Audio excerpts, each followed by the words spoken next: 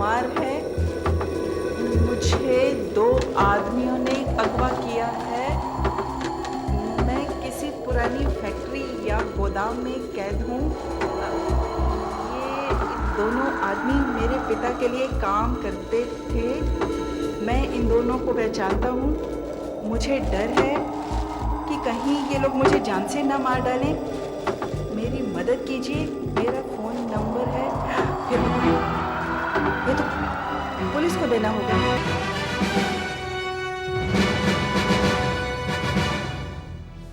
लगता है ये आदमी किसी के चंगुल में फंसा है और मुश्किल में उसे यही एक रास्ता मिला।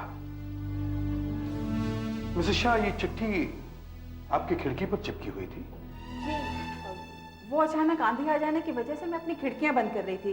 अचानक ये कागज का टुकड़ा मेरी खिड़की पे आके चिपक गया। मैंने इसे पढ़ा तो मुझे लगा कि आपके पास लाना चाहिए।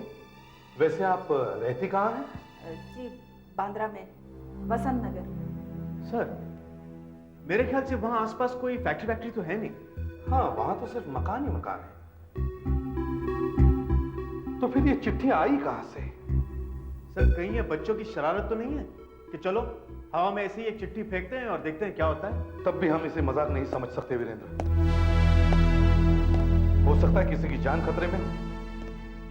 चिट्ठी पूरी भी नहीं कर सका बेचारा। शायद अचानक वहां कोई आ गया हो। सर, इस नाम के किसी भी आदमी की गायब होने की रिपोर्ट मेरी नजरों में तो नहीं आई है। तुम ऐसा करो जी, हमारे कंप्यूटर्स पर इस साल के सारे रिकॉर्ड चेक करो। सिर्फ मुंबई के नहीं बल्कि सारे देश भर के।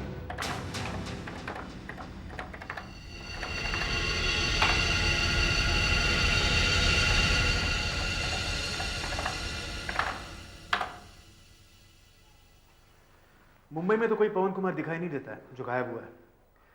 बाकी के शहरों में क्या हाल है? बाकी के शहरों का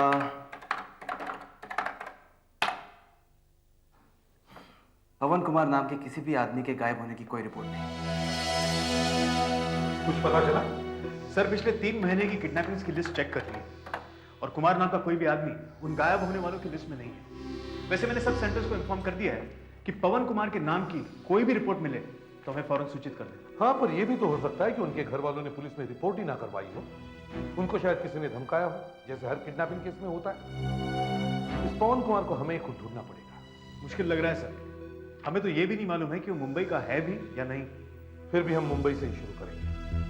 टेलीफोन डायरेक्टरी में जितने भी कुमार नाम के आदमी हैं, उनको टेलीफोन पर कांटेक्ट करने की कोशिश करो। सर, पर यहाँ कुमार नाम के आदमियों की लिस्ट पूरे 3 पन्नों की है। ठीक है, इन पन्नों की कॉपीज बनवाओ और जितने भी लोग ऑफिस में अवेलेबल हैं, उनको टेलीफोन करने के काम में लगवा दो। हेलो मिस्टर कुमार जी, देखिए हम एक मिस्टर पवन कुमार से बात करना चाहते हैं। जी, क्या पवन जी यहीं रहते हैं? नहीं, ओके, थैंक यू। क्या मिस्टर पवन कुमार यहाँ नहीं रहते? अच्छा, इस नाम के आपके कोई और रिश्तेदार ऑस्ट्रेलिया में है? पिछले 15 सालों से? Okay, thank you. तकलीफ के लिए माफी चाहता हूँ। 636-3347। जी, मैं मिस्टर पवन कुमार से बात कर सकता हूँ? पवन कुमार, क्या पवन कुमार यहाँ नहीं रहते? Okay, thank you.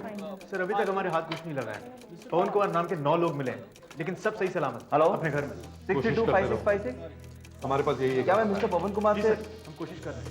और क्या क्या कहा?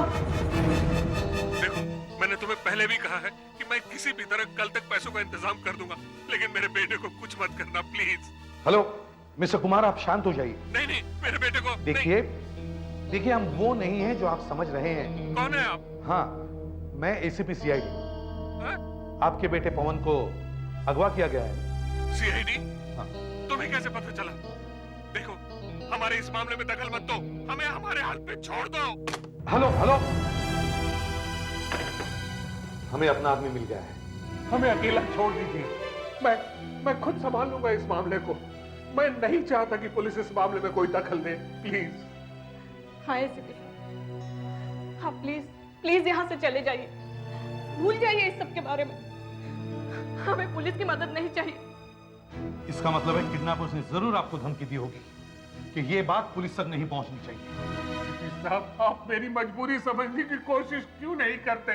पवन मेरा इकलौता बेटा है, मेरा इकलौता बेटा है एसीपी साहब। उसकी माँ नहीं है, मैं ही उसकी माँ हूँ और मैं ही उसका बाप। और 6 महीने पहले ही मैंने उसकी शादी की रूपा से। देखिए, पुलिस को बुलाकर मैं उसे किसी खतरे में नहीं डाल सकता। प्लीज एसीपी साहब, प्लीज। हाँ, हम किडनैपर्स को उनकी मुंह मांगी रकम देने को तैयार हैं, लेकिन हम ये नहीं चाहते कि मेरे पति पर कोई आ जाए। आप प्लीज यहाँ से चले जाइए, हमें अपने हाल पर छोड़ दीजिए। देखिए, इस मामले में आपकी मदद हमारे अलावा और कोई नहीं कर सकता। ये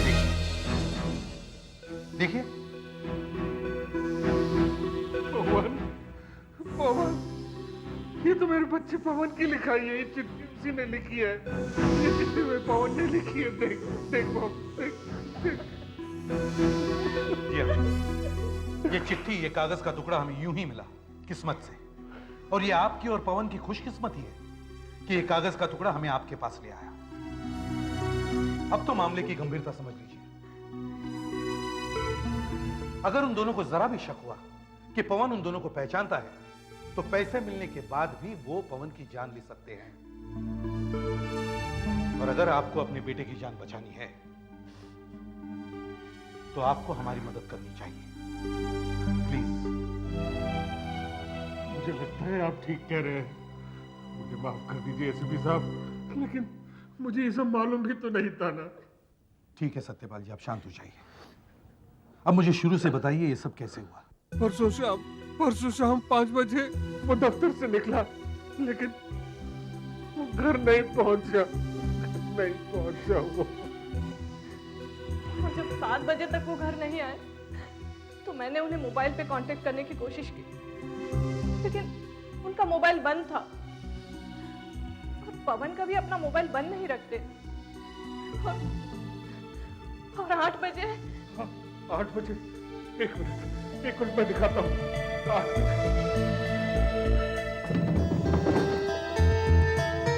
और ये देखिए, कल रात किसी ने खिड़की से ये पत्थर फेंका और साथ में ये खत भी था।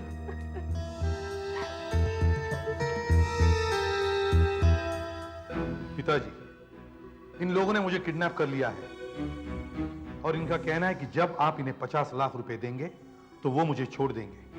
पर अगर आपने किसी को बताया या पुलिस को बुलाया तो मेरा क्या होगा पता नहीं। पिताजी, आप और चाहे कुछ भी करना, मगर पुलिस को बिल्कुल मत बताना, प्लीज।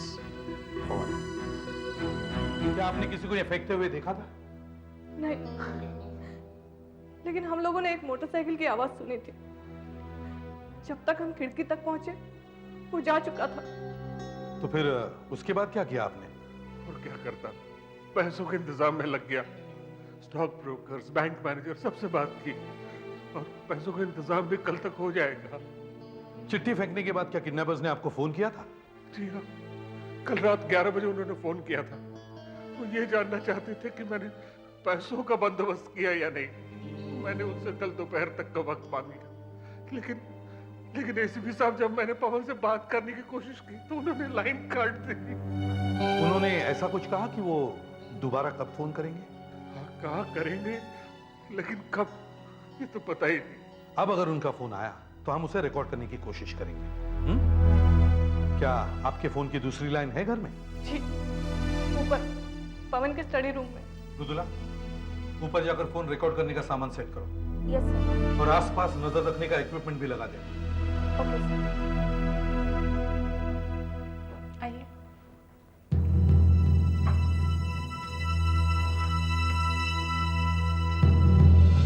ये है पवन का स्टडी रूम। यहाँ से घर का मेन गेट और सड़क दिखाई देती है? जी। गुड। यहाँ से तो सड़क साफ दिखाई देती है। अब मैं अपना सामान सेट कर लूँ।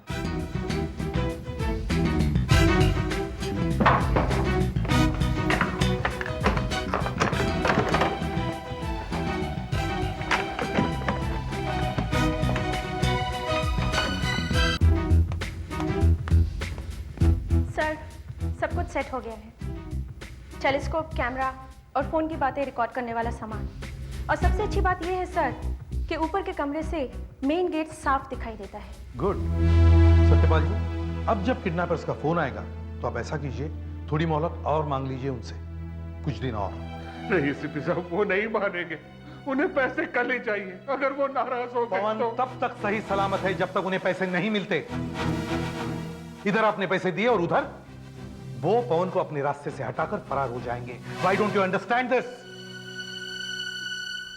आपके पास सिर्फ एक ही रास्ता है, आप उनसे थोड़ा टाइम और मांग लीजिए ताकि हम उन तक पहुंच सकें।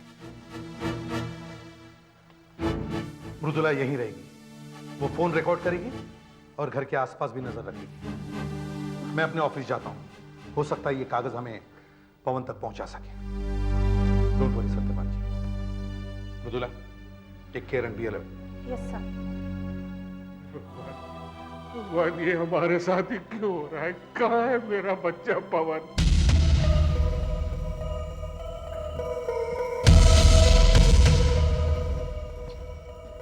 क्या हाल है मेरे 50 लाख के चेक? हाँ? प्लीज मेरे हाथ खोल दो, अरे बहुत दुखता है। चुप चुप, बकवास नहीं करेगा तू। हाथ खोल दे। अबे पिछली बार हाथ खोला था तो सीधा खिड़की की तरफ भागा था। हैं? भागा क्यों था रे? हैं? भागने की कोशिश कर रहा था, हमसे बच के भाग जाएगा तू? हैं? हाथ खोल दे इसका। अरे ऐसे कैसे खोल दे मुन्ना? हाँ? तू तो बहुत कीमती है हमारे लिए। ओहो बेटा, परेशान नहीं होते हैं। हाँ, कल तुम्हारे पिताजी हम लोगों को 50 लाख रुपए दे देंगे। हाँ? और हम लोग बन जाएंगे लखपति। और तुम्हारा तो बस फिर तुम लोग मुझे छोड़ दोगे? हाँ। मिसेस शाह को ये कागज कितने बजे मिला था? करीब 7 बजे के आसपास। मतलब किडनैपिंग के 24 घंटे बाद, क्योंकि पिछली शाम 5 बजे पवन को अगवा किया गया था। 24 घंटे बहुत होते हैं वीरेंद्र।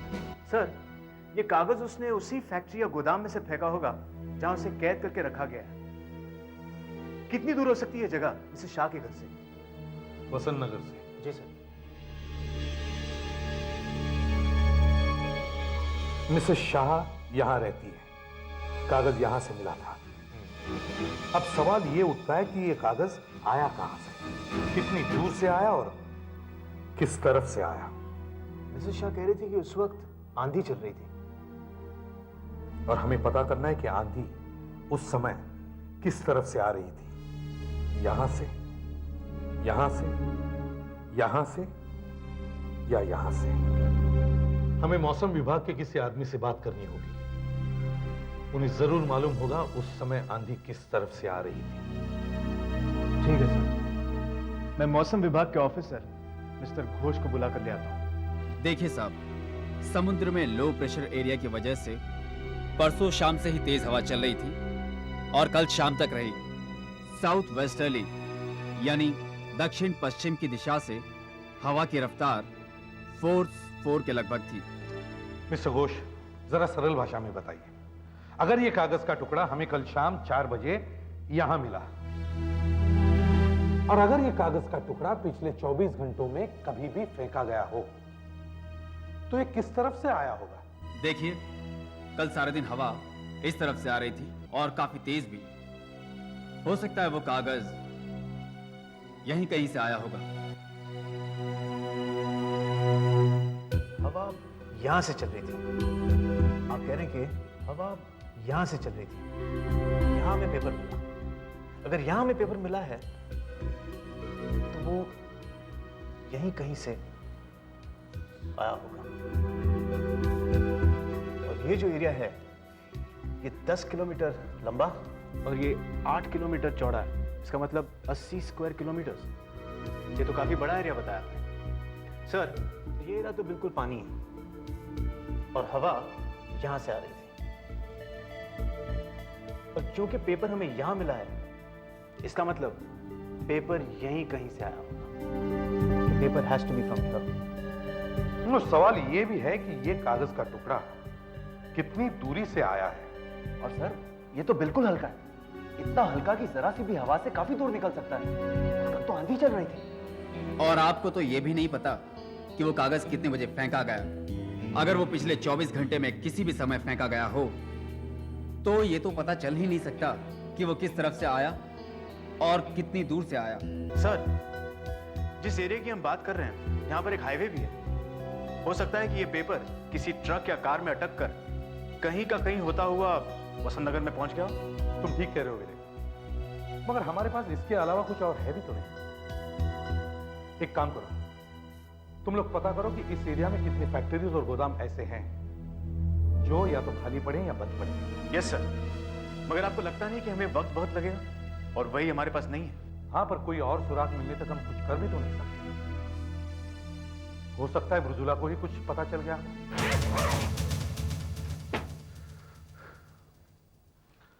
ये सारे पैसे आ गए हैं। मेरा स्टॉक ब्रोकर आया था, उसने मेरे सारे शेयर्स बेच दिए। इसमें सारे नोट पुराने हैं। जैसा उन बदमाशों ने कहा था, एक भी गड्डी इसके अंदर नई नहीं है। अच्छा है, मगर एक बात याद रखिए, जब उन किडनैपर्स का फोन आए तो आप उन्हें किसी भी तरह टाल दीजिए। कहिए कि पैसे इकट्ठा करने में अभी और वक्त लगेगा। देखिए सत्यपाल जी, आप उन लोगों को पैसे देने में जितनी देर लगाएंगे, पवन उतनी ही देर और सलामत रहेगा।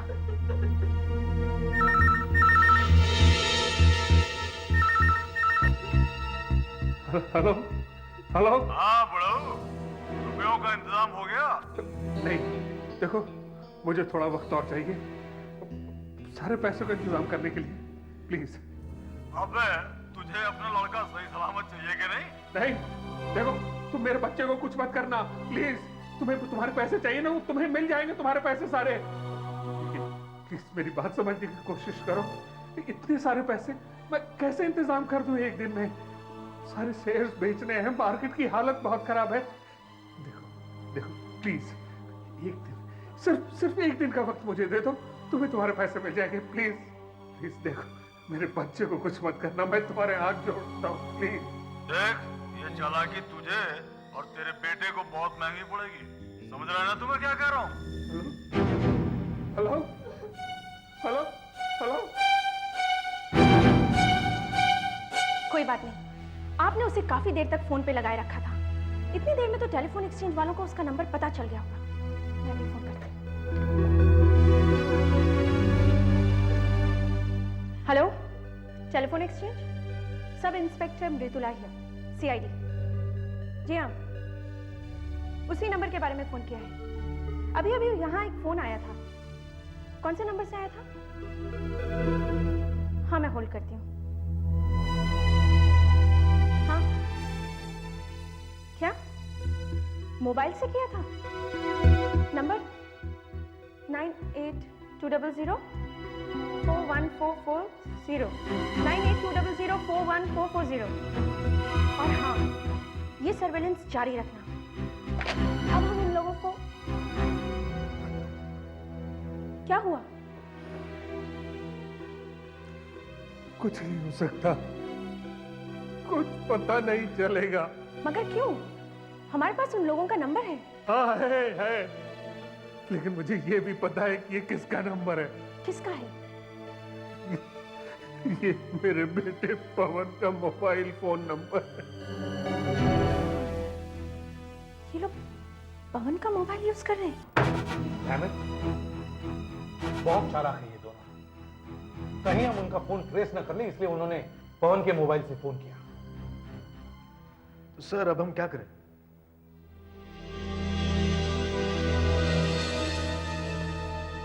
फिलहाल हमारे पास सिर्फ ये दो कागज हैं। एक ये कागज जिस पर किडनैपर्स ने 50 लाख रुपए मांगे, और दूसरा ये कागज जिस पर पवन ने मदद मांगी। वीरेंद्र, ये दोनों कागज तुम फोरेंसिक लैब में लेके जाओ। पता करवाओ ये कैसे कागज है, इनकी स्याही की भी जांच करवाओ। पता लगाओ इन कागजों में क्या खास बात है। शायद हमें पता चल जाएगा कि ये कहां से खरीदे गए हैं। कुछ दिख रहा है क्या? हाँ, कोशिश कर रहा हूं। अबे मकरन, घर में तो बस बुढ़ाऊ के अलावा अपने बकरे की बीवी है। और ये नई लड़की कौन है? हाँ, अब ये लड़की कहां से टपक गई?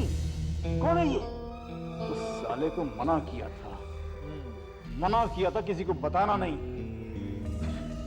फिर ये होशियारी को दिखा रहा है रे? हाँ? अबे लगता है इस बड़ों को ना सबक सिखाना ही पड़ेगा।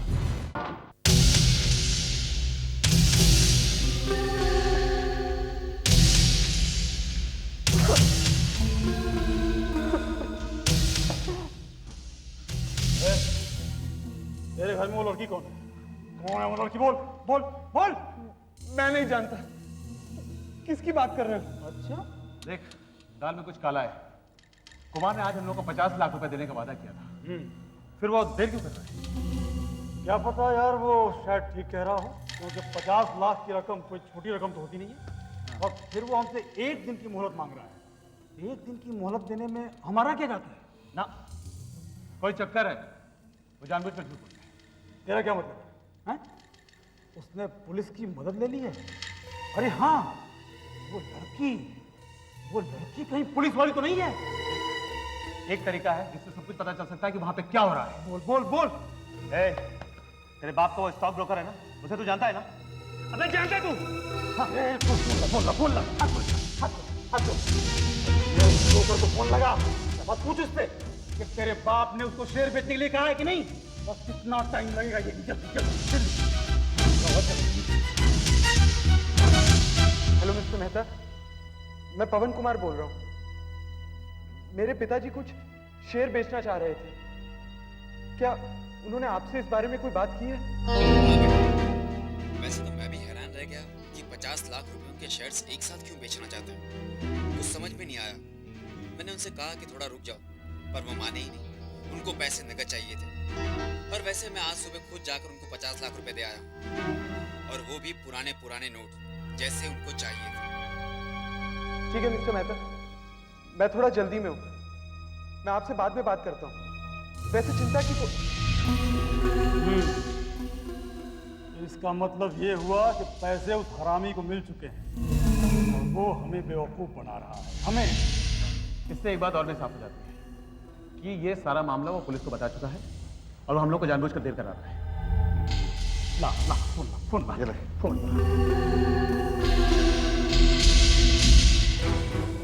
हेलो बुढ़ाऊ, जानता मैं कौन बोल रहा हूँ? हाँ, पहचानता मेरी आवाज खुशबू? हाँ, झूठ बोलता हमसे? नहीं, मैं झूठ नहीं बोल रहा हूँ। हमें सब पता चल चुका है। रुपए तुम्हारे पास पहुंच चुके हैं। अभी अभी तुम्हारे शेयर दलाल से बात हुई है हमारी। और सुनो, हमारे मना करने के बावजूद आखिर पुलिस को खबर कर दी ना तुमने? पुलिस? नहीं तो। अच्छा, तुम्हारे घर में वो लड़की कौन है?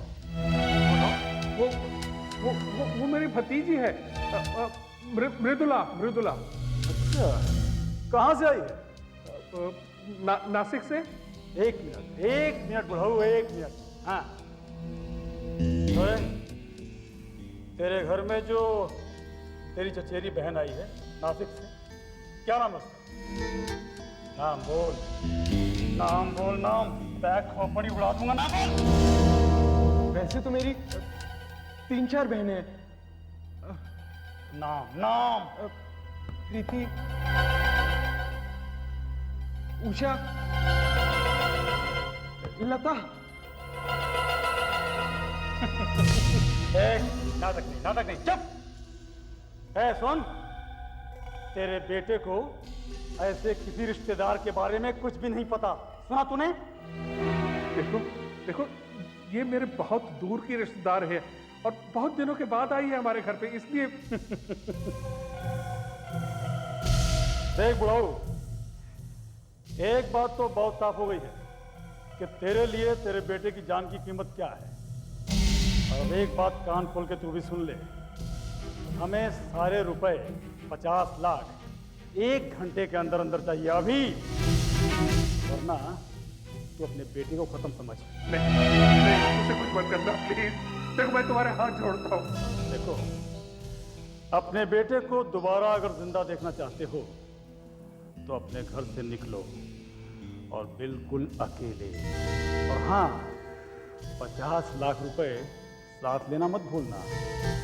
और सुनो, अपना मोबाइल फोन भी अपने साथ रखना। मैं तुम्हें थोड़ी थोड़ी देर में खबर करता रहूंगा कि कहां से कहां पहुंचना है।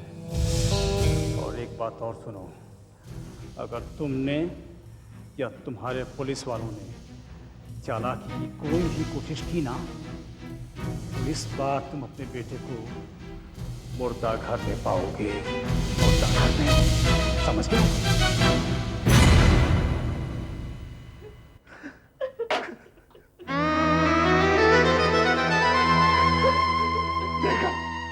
देखा, इसीलिए मैं कह रहा था कि मैं अपने बेटे को खुद छुड़ाना चाहता हूँ। क्यों सुने मैंने एसपी साहब की बात? नहीं, मैं अब जा रहा हूँ उन्हें पैसे देने के लिए और अपने बेटे को लेकर आने के लिए। देखिए सत्यपाल जी, अगर आप उन लोगों को ये पैसे देंगे तो वो पवन को खत्म कर देंगे। और अगर नहीं दिए ना तो भी वो उसे मार डालेंगे। नहीं, बस मैं जा रहा हूँ उन्हें पैसे देने के लिए, और भगवान के लिए मेरा पीछा मत कीजिएगा, वरना मेरे बेटे की मौत की जिम्मेदार आप होंगी।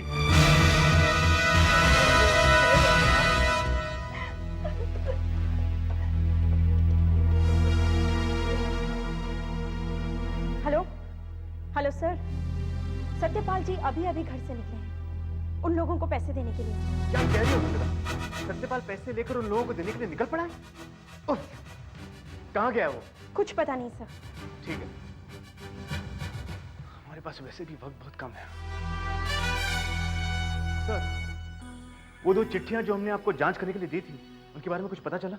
हाँ, देखिए ये एक चिट्ठी जिस पर किडनैपर्स ने पैसों की मांग की थी, ये तो एक आम कागज है, शहर की किसी भी स्टेशनरी की दुकान पर मिल जाए। कहां से लिया होगा ये कहना जरा मुश्किल है। और स्याही जिससे ये चिट्ठी लिखी गई है? वो तो एक आम बॉल पॉइंट पेन की इंक है। ऐसे पेन शहर के हर फुटपाथ पर मिलते हैं। और वो कागज जिसे पवन ने फेंका था, वो ये कागज बहुत काम का है, क्योंकि इसकी इंक तो आम बॉल पॉइंट पेन की है, लेकिन ये कागज आम नहीं। मतलब ये एक न्यूज प्रिंट है, यानी वो कागज जिस पर अखबार, न्यूज़पेपर्स छपते हैं। मगर ऐसा लगता तो नहीं कि ये किसी अखबार में से फाड़ा गया है। हाँ, आपका अंदाजा बिल्कुल सही है, क्योंकि ये न्यूज प्रिंट ऐसा है जिस पर कभी कुछ छापा ही नहीं गया, सिर्फ ये लिखा गया। लेकिन फिलहाल तो मैं आपको सिर्फ इतना ही बता सकता हूँ, क्योंकि अभी इस पेपर पर और भी बहुत सारे टेस्ट होना बाकी है। न्यूज प्रिंट ये आम आदमी को आसानी से नहीं मिल सकता, तो फिर पवन के पास अखबार का कोरा कागज कहां से आया? कहीं वो किसी प्रिंटिंग प्रेस में कैद तो नहीं? हमें किसी अखबार वाले से मिलना होगा। मॉर्निंग टाइम्स के एडिटर से मेरी कुछ जान पहचान है, मैं एसीपी साहब को उसके पास लेकर जाता हूँ। एसीपी प्रद्युमन है from CID. Please sit down. Viren, ये अचानक तुम न्यूज प्रिंट के बारे में क्यों पूछने लगे? क्या जानना चाहते हो? कोई इंक्वायरी चल रही है क्या? हाँ प्रकाश, लेकिन इस वक्त तुम ज्यादा सवाल मत पूछना, क्योंकि हम जरा जल्दी में हैं। लेकिन जैसे ये केस सॉल्व होगा, सबसे पहले इसके बारे में मैं तुम्हें बताऊंगा। ये स्कूप तुम्हें मिलेगा बॉस। देखिए, आप हमें ये बताइए कि जिस कागज पर अखबार छपता है वो शहर में कहाँ रखा जाता है? देखिए एसीपी साहब, ये कागज कोई स्टेशनरी की दुकान में तो मिलते नहीं।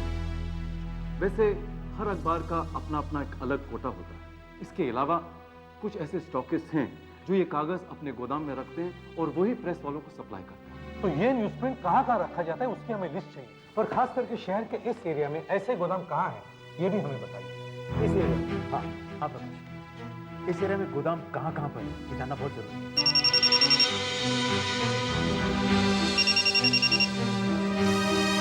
हेलो। हाँ, अच्छा वीरेंद्र सर, फोरेंसिक लैब से फोन है, फौरन बुलाया है। जो कागज आपने मुझे दिया था वो कुछ ज्यादा ही गंदा था, इसीलिए मुझे टेस्ट करने में इतनी देर लग गई। उस पर जूतों के निशान, धूल, मिट्टी, टायर्स के निशान, इतना सब कुछ था कि उसके एक टुकड़े को मुझे अलग से साफ करना पड़ा।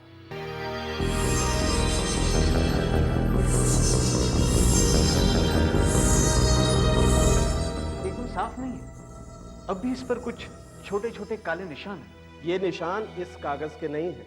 तो फिर? ये सूट के निशान है, काली राख के, कालिक के निशान। कालिक के?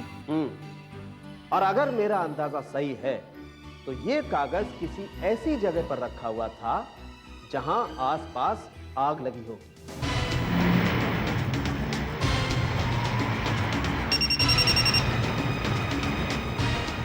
हेलो, हाँ हाँ, मैं सतपाल बोल रहा हूँ। बोलो, मुझे किधर जाना है? हाँ ब्रो, अब मेरी बात ध्यान से सुन। आगे जो सिग्नल नजर आ रहा है ना, वहां से लेफ्ट टर्न ले लो तू, समझा?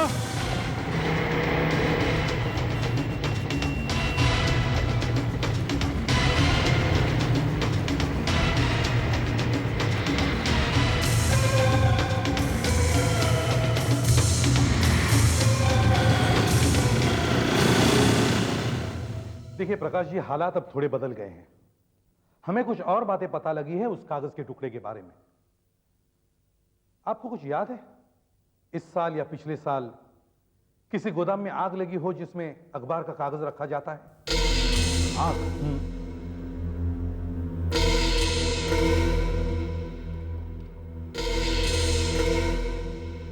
हाँ, लगी थी। एक गोदाम में आग जरूर लगी। काफी भारी नुकसान हुआ था। इसके कारण एक दो मराठी और गुजराती अखबार 2 दिन तक छपे ही नहीं। अच्छा, किसका गोदाम था वो? एक मिनट। आगे एक और लेफ्ट कर रहे हैं, दिख रहा है ना? हाँ हाँ, दिख रहा है। हाँ, बस वहीं से मोड़ ले।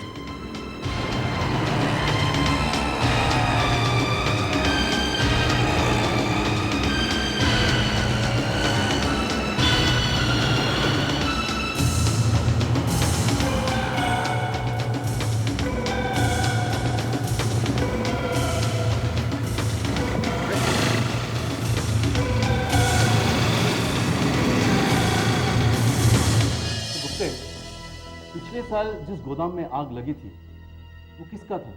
जहां से वो गुजराती दर्पण वाला न्यूज प्रिंट लेता है, किसका था? सर वो सिन्हा साहब का गोदाम था। सिन्हा साहब? और शॉर्ट सर्किट हो जाने की वजह से आग लग गई थी, काफी नुकसान हो गया था। कई टन न्यूज प्रिंट जलकर राख हो गया था। आपके पास सिन्हा का फोन नंबर तो होगा?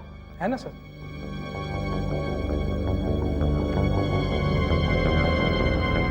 8831-243। 8831-243। हेलो, कौन बोल रहा है? मिस्टर सिन्हा, मैं एसीपी प्रद्युमन बोल रहा हूं, सीआईडी से। जी हाँ, बहुत जरूरी पुलिस इंक्वायरी है। देखिए, आपके गोदाम में आग लग गई थी और काफी न्यूज प्रिंट जल गया था, करेक्ट? हाँ, तो बचा हुआ न्यूज प्रिंट आपने कहां रखा? ओके, थैंक यू जी। नहीं, मैं आपको सब कुछ समझा दूंगा बाद में। ओके। सिन्हा ने अपना बचा हुआ न्यूज प्रिंट खार के एक फैक्ट्री में रखा है जो बंद पड़ी है। चलो, जल्दी चलो। बाइक फेंकने के लिए तैयार हो जा। हाँ। और सुन, गाड़ी को बाईं ओर रखना। अच्छा। 3 सेकंड के बाद बाइक को गाड़ी से बाहर फेंक देना। और रुकना मत। नहीं। बाइक फेंकने के बाद सीधा निकल जाना। हाँ, ठीक है। ठीक है? हाँ। अब मैं उल्टी गिनती गिनना शुरू करता हूँ। हाँ। 3, 2, 1, भाई फेंक दो।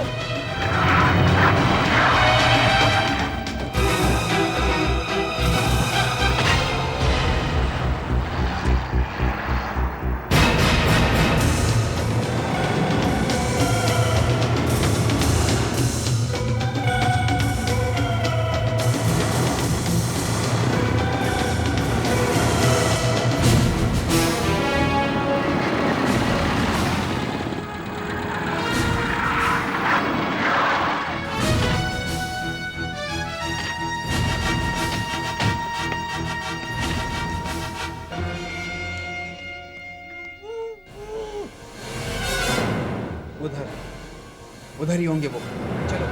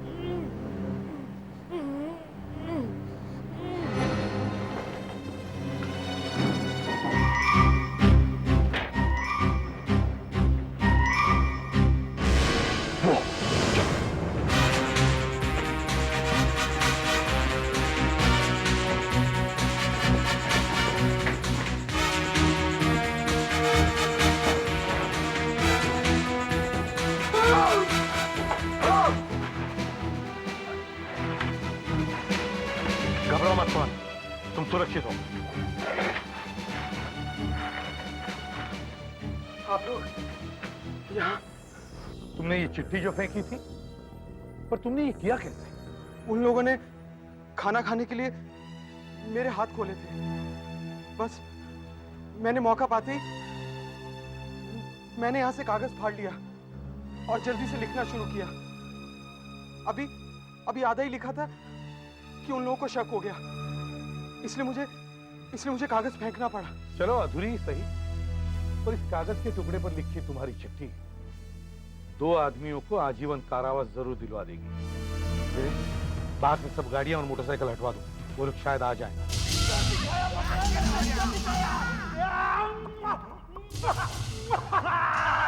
अबे जनाब मुझे भी दे भैया,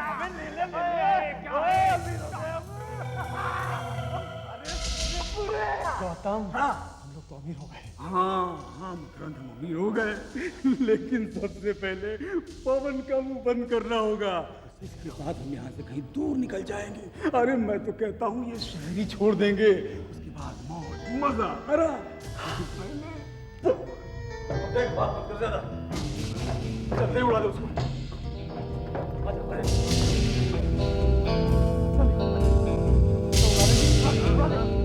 तुम्हारा खेल खत्म हो गया पवन।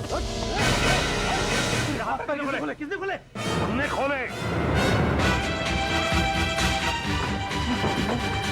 पिस्तौल फेंक दो। कैसे हो गया? हमने तो इतनी सावधानी बरती थी।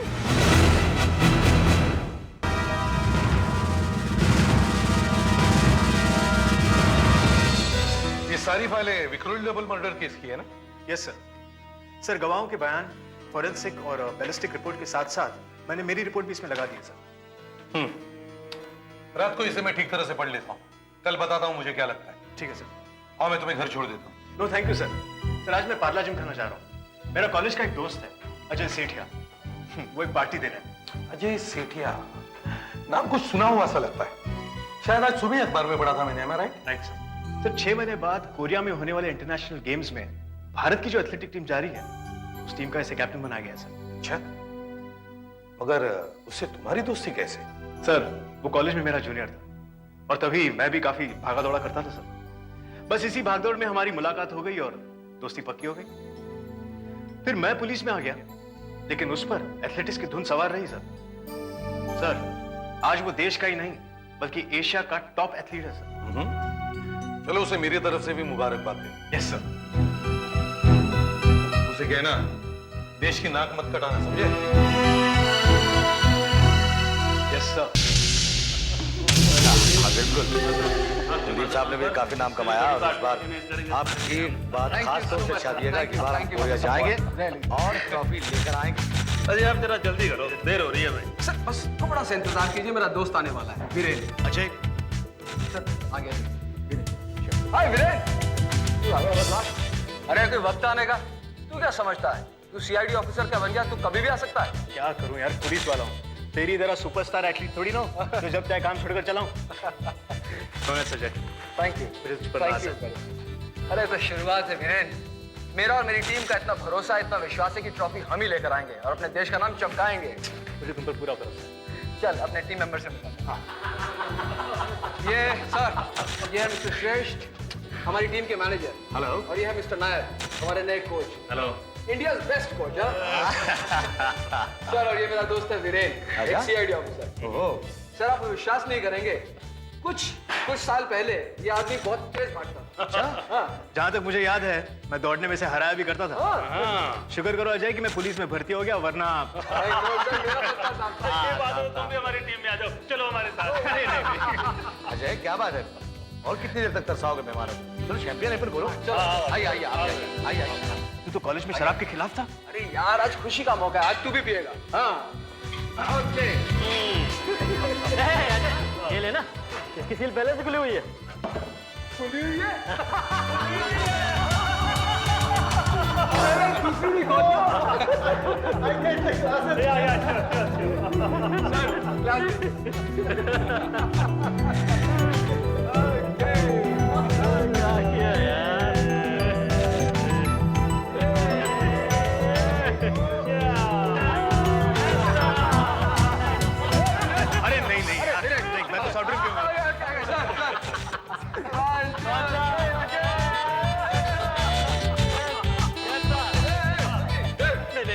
बढ़िया, मैंने पीली छोड़ दी है।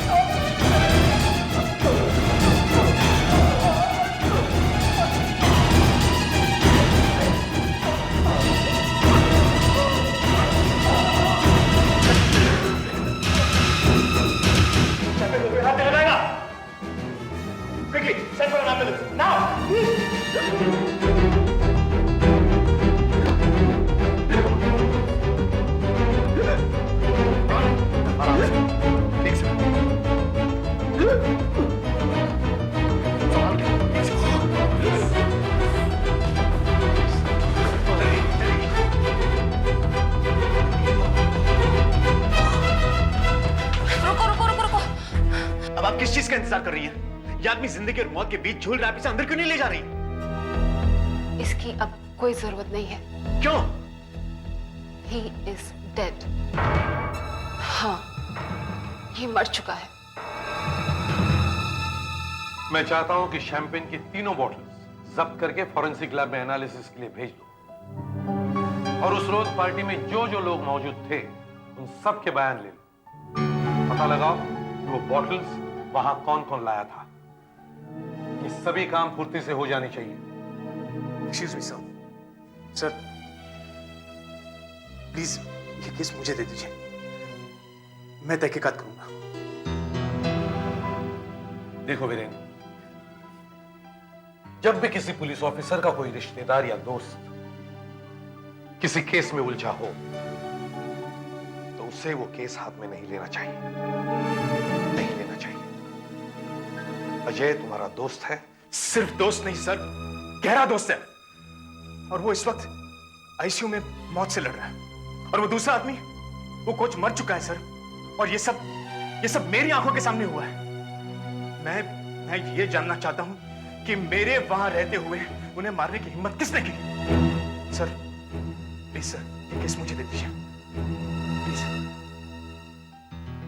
ठीक है। अब अजय कैसा है डॉक्टर? पहले से बेहतर है, मगर कमजोरी अभी बहुत है।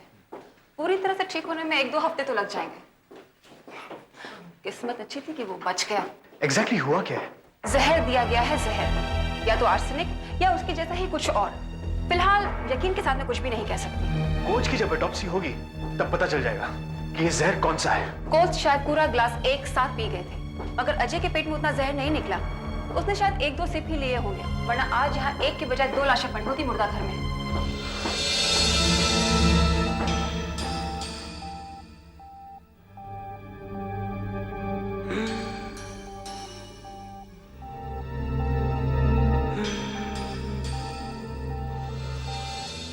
क्या मैं उससे बात कर सकता हूँ? हाँ, लेकिन थोड़ी देर के लिए।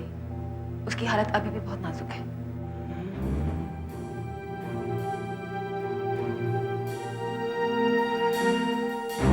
अजय, अजय, देख कौन है? मैं वीरेन। अब कैसा महसूस कर रहा है? बेटा,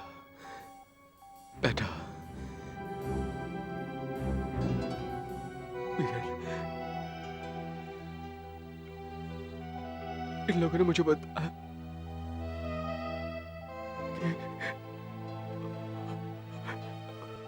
कि कौन साहब की मौत हो गई है। क्या ये सच है वीरेंद्र? देखो अजय, अजय, मैं पता लगाने की कोशिश कर रहा हूं कि ये किसने किया है।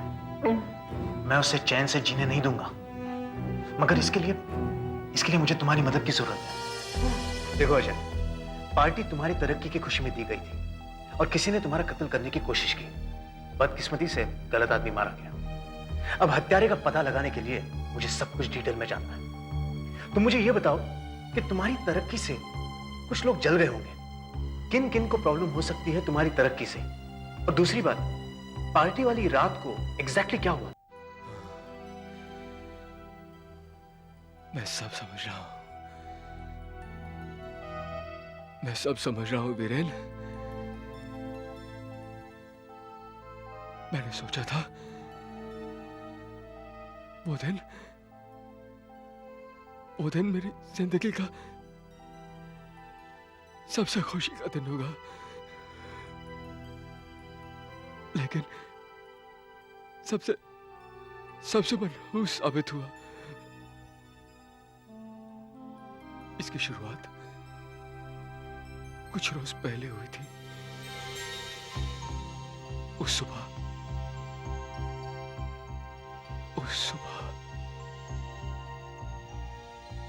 हम लोग जॉगिंग के लिए गए हुए थे।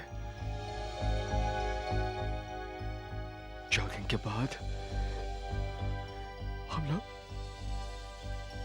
क्लब के जिम्नेजियम में गए।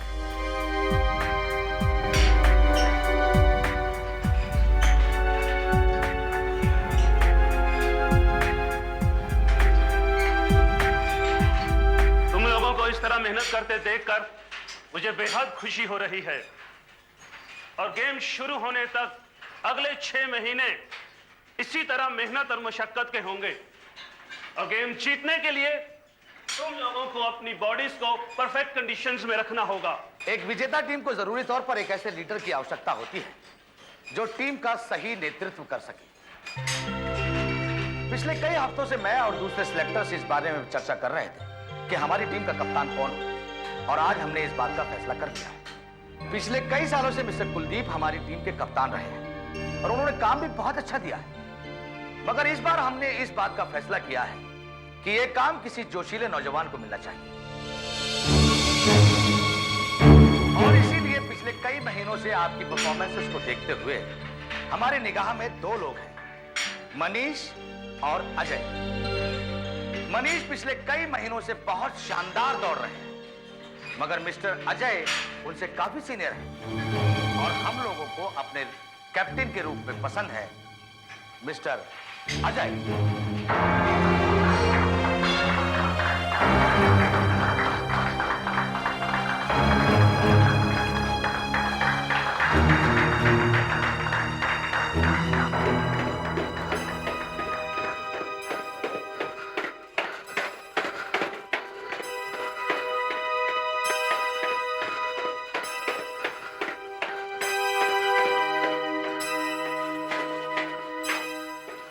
Excuse me sir. अब यह क्या लेने आया?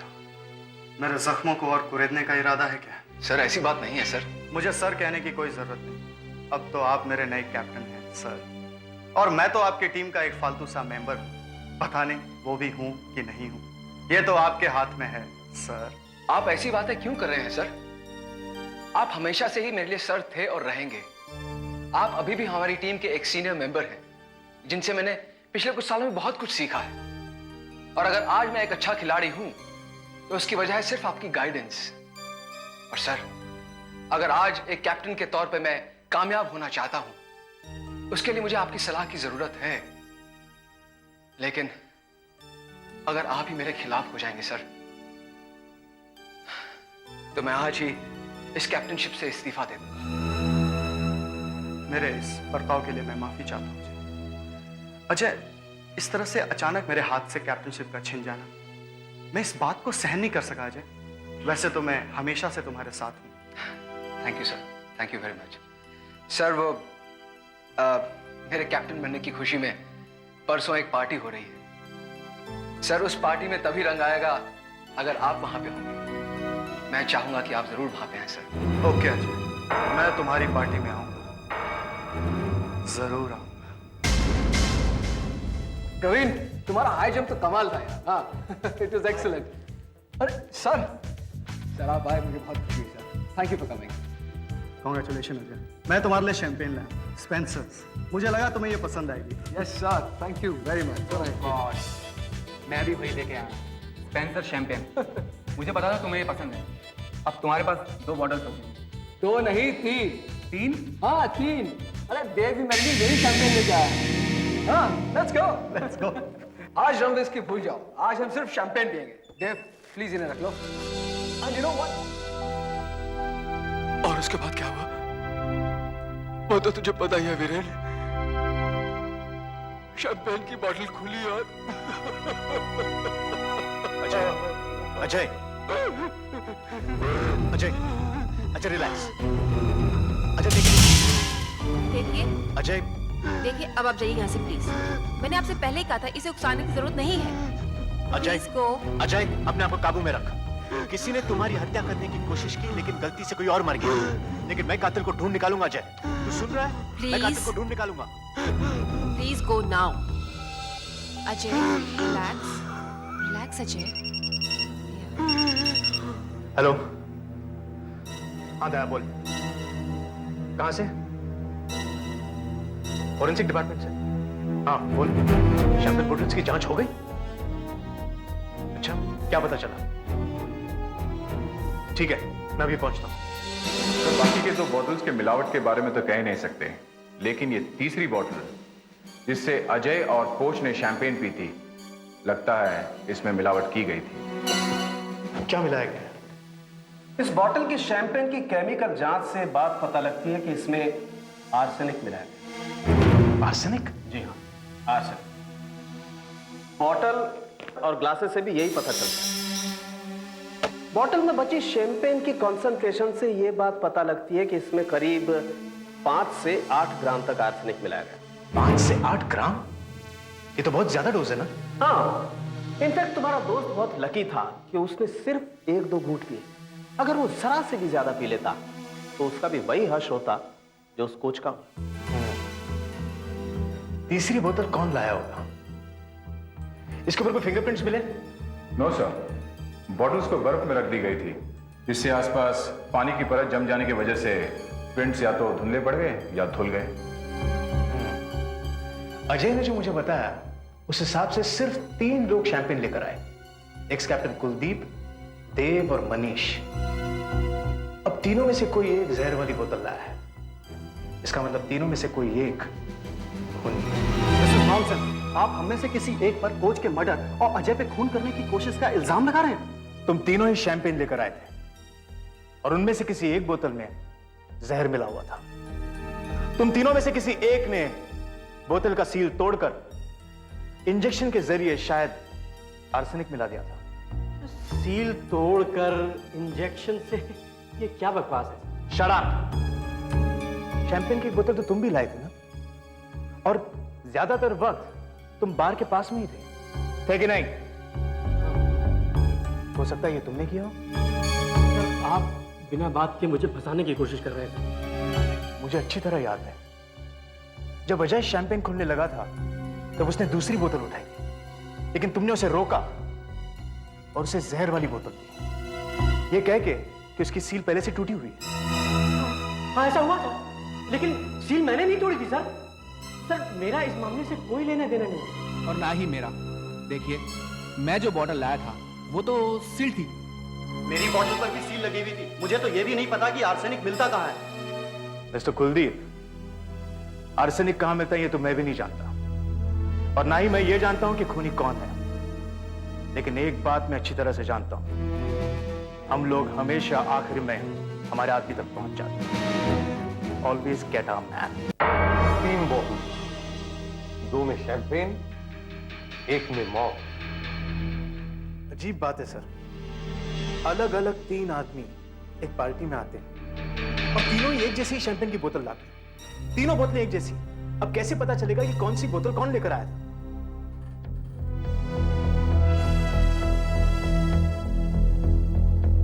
तुम्हारे पास उन दुकानों के नाम है जहां से ये बॉटल्स खरीदी गई थी? जी हाँ सर। देव ने फोर्ट में खरीदी थी मैरीगोल्ड वाइन से, मनीष ने तारदेव से और कुलदीप ने गोल्ड वाइन शॉप अंधेरी से खरीदी थी। ये देखो, बैच नंबर 959, ये खुली हुई बॉटल का बैच नंबर है।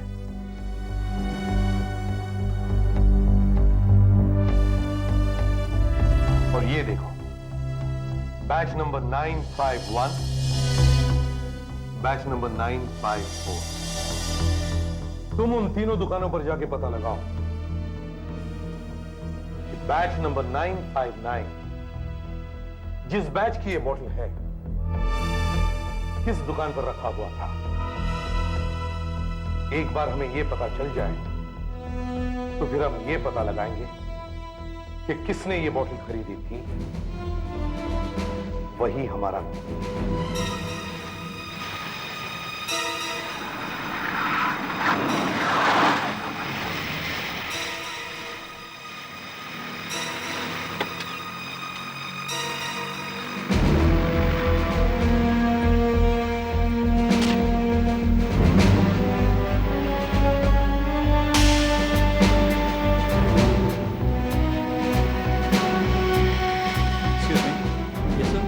देखिए, मैं इंस्पेक्टर वीरेन हूँ फ्रॉम सीआईडी। सीआईडी? ठीक है, डरिए मत। मैं आपसे कुछ सवाल पूछना चाहता हूँ। इस शहर में जो कंपनी स्पेंसर शैंपेन सप्लाई करती है, हमारी उनसे बात हो चुकी है और क्या मैं अंदर आ सकता हूँ? Please come in sir. Thank you. तो इस कंपनी ने हमें बताया कि ये शैंपेन आपको भी सप्लाई करते हैं? जी हाँ, हम लोग स्पेंसर शैंपेन रखते हैं। देखिए, ये एक मर्डर का केस है। मर्डर?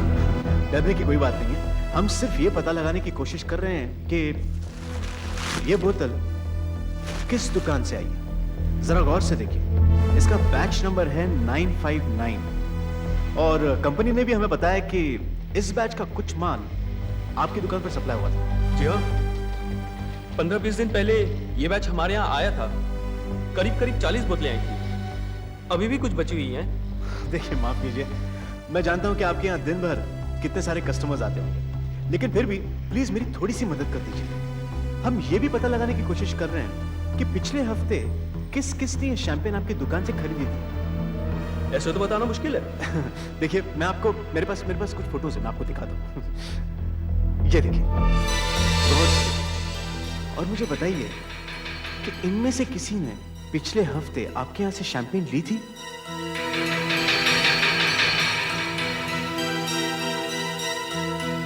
ये आदमी कुछ जाना पहचाना सा लग रहा है। हाँ साहब, इसने हमारे यहाँ से शैंपेन की बोतल खरीदी थी। अक्सर हमारी दुकान पे आता रहता है। आपको पूरा यकीन है? जी हाँ, पूरा यकीन है। ये हमारे यहाँ अक्सर आता जाता रहता है। दीजिए। Thank you. मैंने कहा था ना, he always get around, man.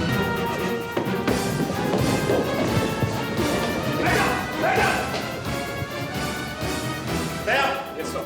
Contact करो. Yes, sir.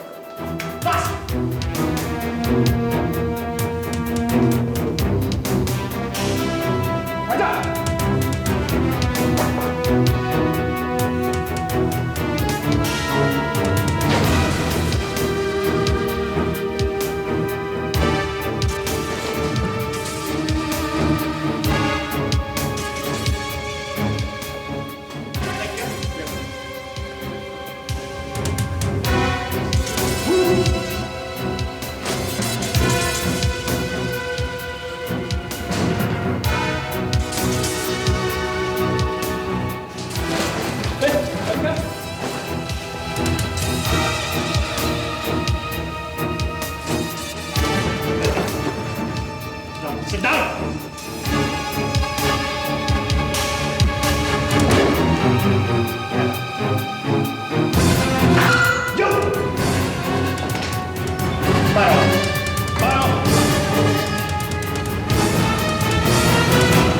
ये मुमकिन नहीं है, मुमकिन नहीं है। देखो, वो थोड़ा घबराया हुआ है, शायद इसलिए कि हमने इतने जल्दी उसे पकड़ लिया। वो एक बात बार बार दोहरा रहा है कि शैंपेन में जहर उसने नहीं मिला है। देव और मैं, हम बहुत अच्छे दोस्त हैं। उसे बचाने की कोशिश मत करो अजय, उस आदमी ने तुम्हारे कोच की हत्या की है। वो एक हत्यारा है और तुम्हारी भी हत्या करना चाहता था। मुझे बताओ क्यों? देव कभी बहुत अच्छा एथलीट हुआ करता था। वो मुझसे भी तेज भागता था, लेकिन वक्त के साथ सब कुछ बदल गया। आज से ठीक 6 महीने पहले एक एक्सीडेंट में उसकी पत्नी चल बसी। उसके बाद देव बिल्कुल बदल सा गया। उसने सिगरेट, शराब सब कुछ पीना शुरू किया। पर उसमें एक ही अच्छी आदत थी, गार्डनिंग की। उसकी बुरी आदतें छूट जाए, मैंने उसे बहुत समझाने की कोशिश की, मगर उसने मेरी एक बात नहीं मानी। उसकी परफॉर्मेंस दिन ब दिन गिरती जा रही थी। जब मैं कैप्टन बना तो उसने सोचा कि मैं उसे टीम से निकलवा दूंगा। इसीलिए मैं जब उसे पार्टी के लिए बुलाने गया तो वो मेरे साथ बहुत बुरी तरह से पेश आया। बाद में वो मेरे घर पर आया और उसने अपने बर्ताव के लिए मुझसे माफी भी मांगी और ये भी कहा कि वो मेरी पार्टी में आएगा। और वो आया भी। उसने मेरी बहुत मदद की। बाहर तो उसी ने संभाली ना वीरेन? संभाली, मैं जानता हूं उसकी वजह। लेकिन वीरेन, हमारे बीच एक छोटी सी तकरार हुई थी। कोई इतनी छोटी सी बात के लिए किसी की हत्या कर देता है क्या? हो सकता है। अच्छा, तुमने बताया कि वो गार्डन में काम कर रहा था। बेहद शौक। मैं तो यूं ही कहूंगा कि गार्डनिंग उसकी जिंदगी थी।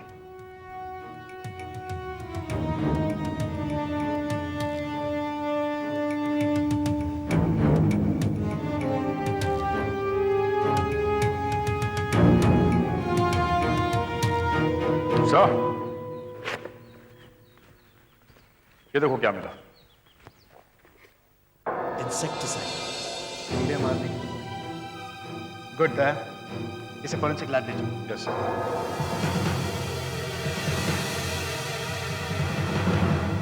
कुछ पता चला डॉक्टर वर्मा?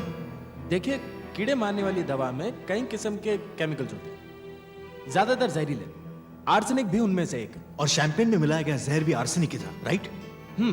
अब सवाल ये उठता है कि क्या शैंपेन में भी वही आर्सेनिक मिलाया गया था जो कि कीड़े मारने वाली दवा में था? मैं फिलहाल यही टेस्ट कर रहा हूं। देखिए, इस टेस्ट ट्यूब में कीड़े मारने वाली दवा है और इस दूसरी टेस्ट ट्यूब में शैंपेन। मैं इस कीड़े मारने वाली दवा में मिले खास किस्म के केमिकल की जांच कर रहा हूं जो आमतौर पर इस पे नहीं होता। और ये केमिकल है डाइएथाइल नाइट्रोफिनाइल थायोसल्फेट और टेट्राइथाइल पायरोफॉस्फेट। और अगर वही केमिकल इस शैंपेन में भी मिल गया तो इसका मतलब यही है ना कि शैंपेन में जो जहर मिलाया है वो इसी पैकेट का था। अब मैं इस कीड़े मारने वाली दवा में एक खास केमिकल मिक्स कर रहा हूं और वही केमिकल मैं इस शैंपेन वाली टेस्ट ट्यूब में मिक्स करूंगा। अगर इन दोनों का कलर मिल गया तो समझिए कि सैंपल मैच कर रहे हैं, जहर यहीं से आया।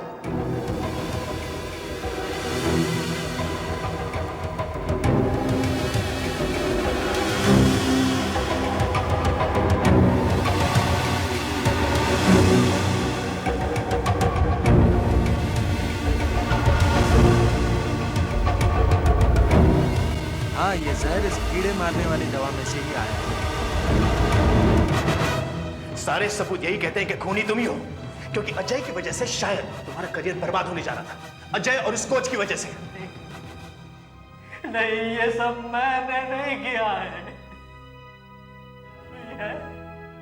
कोई तो है जो मुझे इसमें फंसाने की कोशिश कर रहा है।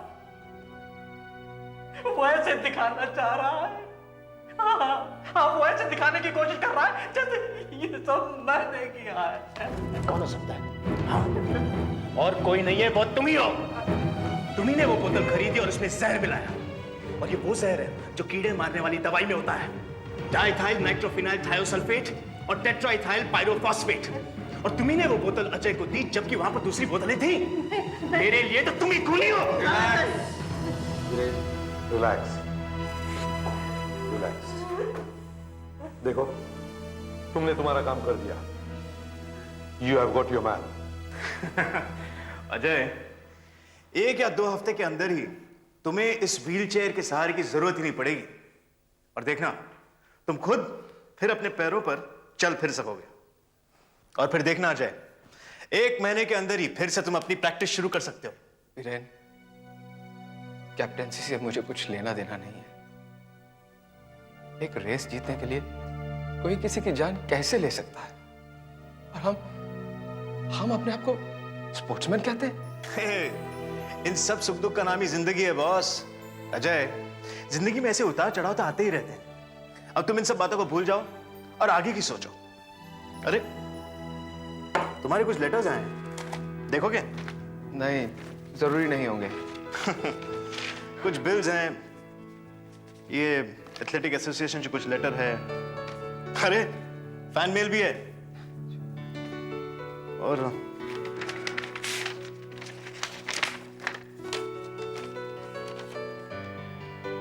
नेशनल लाइब्रेरी से तुम्हारे लिए लेटर है। कहते हैं कि कुछ किताबें तुम्हारे पास हैं जो तुमने वापस नहीं की हैं और तारीख निकल चुकी है। तुम अगर चाहो तो मैं दे दूं वापस। नहीं वीरेन, मैं बाद में लौटा दूंगा। Viren, if you don't mind, मुझे अकेला छोड़ दो। मुझे बहुत थकावट महसूस हो रही है और कल सुबह जल्दी कोच के चौथे पे भी जाना है। ये एक महान इंसान के साथ साथ एक बहुत अच्छे दोस्त भी थे। इनका एक सपना था कि हमारी एथलेटिक टीम दुनिया की सबसे अच्छी टीम बने, दुनिया के नक्शे में हमारे देश का नाम चमके। मगर आज यह हस्ती हम लोगों के बीच नहीं। मगर उनके सपने को साकार करने के लिए, उनके सपने को सच्चा बनाने के लिए हम अपनी एड़ी चोटी का जोर लगा देंगे। दोस्तों, अगर मुझे पता चल जाए कि किस शख्स ने इन्हें जहर दिया है तो यही जहर उसके गले में उंडेल दूं, अपने हाथों से उसका गला दबा दूं, अपने हाथों से फांसी का फंदा बनाकर उसके गले में डालकर छत से लटका दूं। आखिर कौन हो सकता है वो शख्स जो इनका दुश्मन है? इन्होंने जिस मेहनत, जिस लगन से अपनी टीम को साथ दिया, उन्हें इस लायक बनाया कि वो विश्व स्तर पर खेल सके। ये बात एक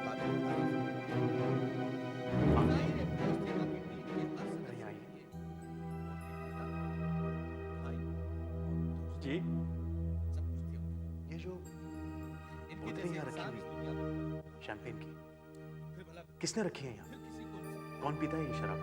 वैसे तो साहब कभी कभार ही पीते थे, लेकिन जब भी पीते थे यही वाली पीते थे। उन्हें हमेशा ये वाली शैंपेन ही पसंद थी। और कौन जानता है ये बात? जो साहब को जानते हैं सभी को मालूम है। शुक्रिया। विश्वास करने के लिए दिल ही नहीं हो रहा कि वो हमारे बीच नहीं, मगर हकीकत से मुंह तो नहीं मोड़ा जा सकता। क्या हुआ बेटे? हम सब के लिए वहां कैबिनेट पर शैंपेन की 2 बोतलें रखी हुई हैं, स्पेंसर्स की, और कोच स्पेंसर्स की शैंपेन ही पीता था। तो क्या हो गया? तुम कहना क्या चाहते हो? अजय, अब तक मैं यही समझ रहा था कि किसी ने तुम्हारा कत्ल करने की कोशिश की है और कोच बेचारा बिना बात के मारा गया। मगर अब मैं ये समझ गया हूं कि कोच ही असली शिकार था, तुम नहीं। मगर कोच की कोई क्यों हत्या करना चाहेगा? यही जानने के लिए तो मैं यहां आया हूं। अच्छा मुझे बताइए, क्या कोच को किसी से कोई प्रॉब्लम थी?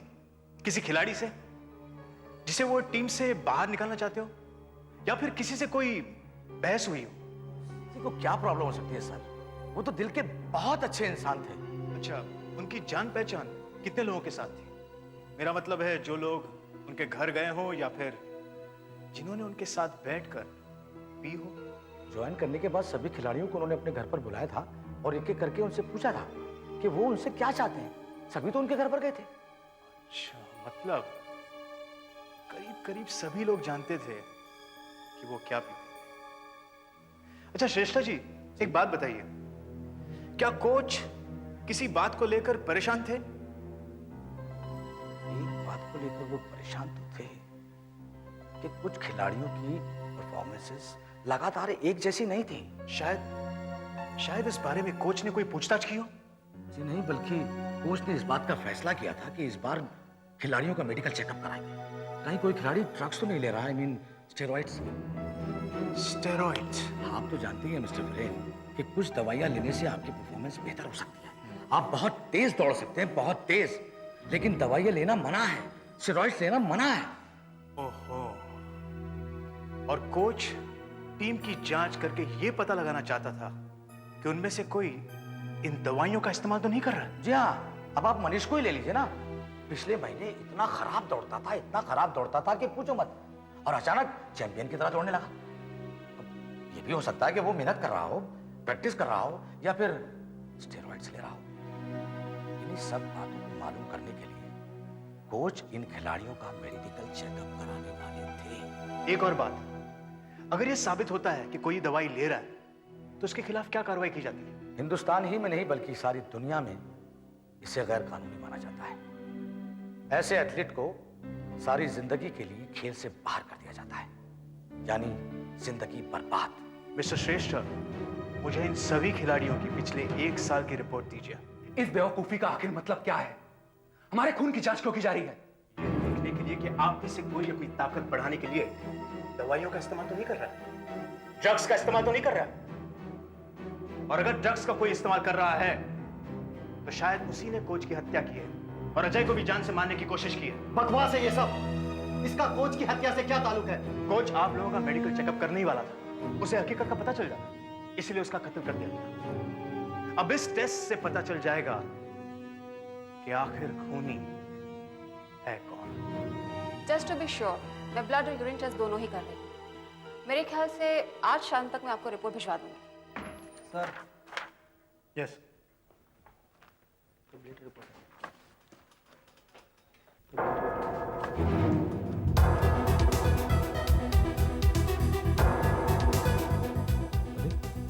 इन सब खिलाड़ियों की खून की जांच तो नेगेटिव है। इसका मतलब इन खिलाड़ियों में से कोई भी खिलाड़ी नशीली दवाई नहीं ले रहा है।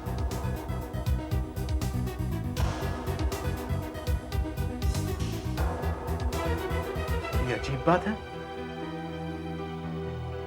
इसका मतलब जो मैं सोच रहा था वो सच नहीं है।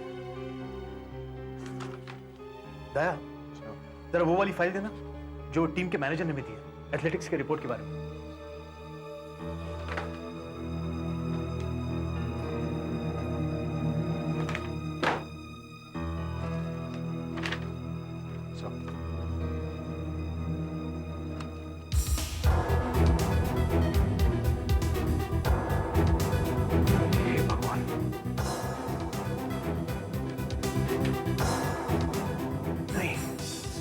ऐसा कैसे हो सकता है?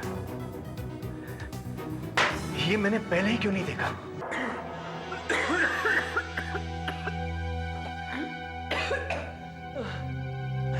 वीरेन,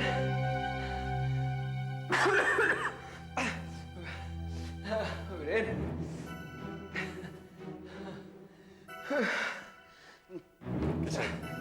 अरे अभी भी बहुत कमजोरी है।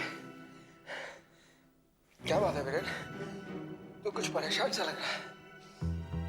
अजय, कोच का खून देव ने नहीं किया है।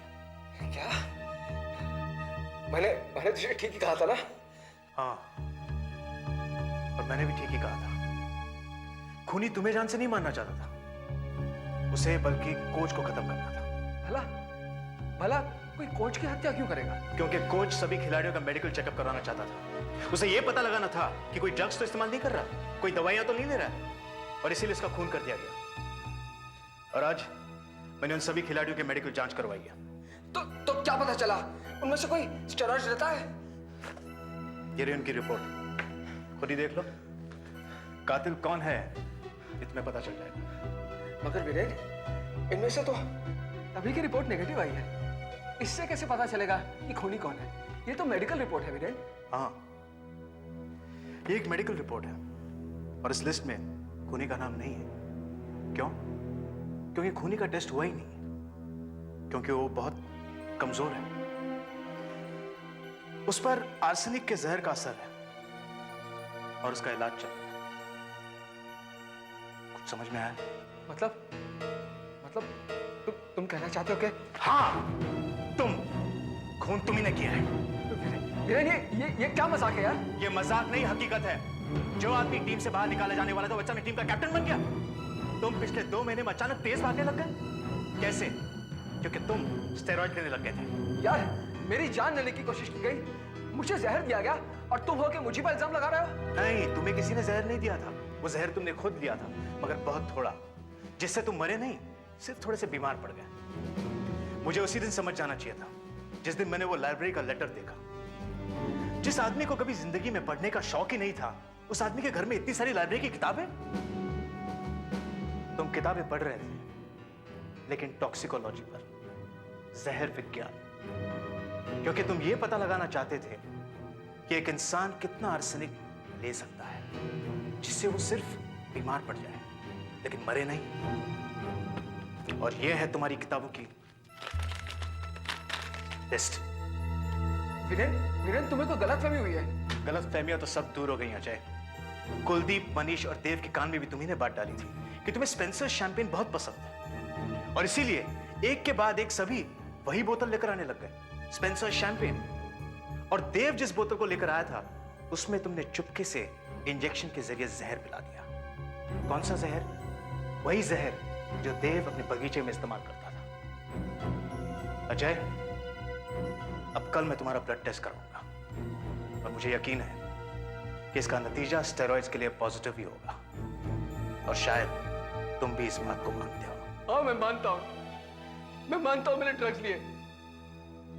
मैं मानता हूं कि मैंने कोच का खून किया, लेकिन वीरेन, मेरी बात समझने की कोशिश करो। मैं टीम से निकाला जा रहा था, स्टेरॉइड्स लेने से मेरी परफॉर्मेंस अच्छी हो गई। अगर इस बात का कोच को पता चल जाता, वो मुझे टीम से बाहर निकाल देता, मैं बर्बाद हो जाता वीरेन,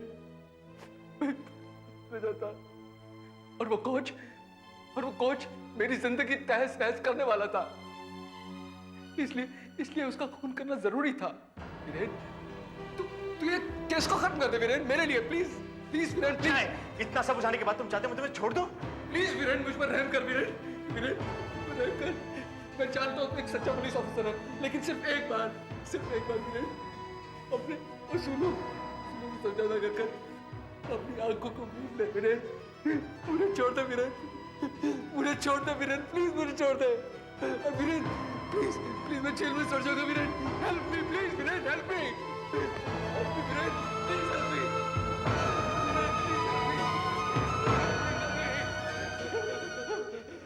मैं बिक गया हूं। इसका मतलब तूने मुझे छोड़ दिया? मैं बिक चुका हूं। मैं बिक चुका हूं अपने उसूलों के हाथों। मैं बिक चुका हूं इस देश के उसूलों पे। अब मेरी कोई कीमत नहीं है।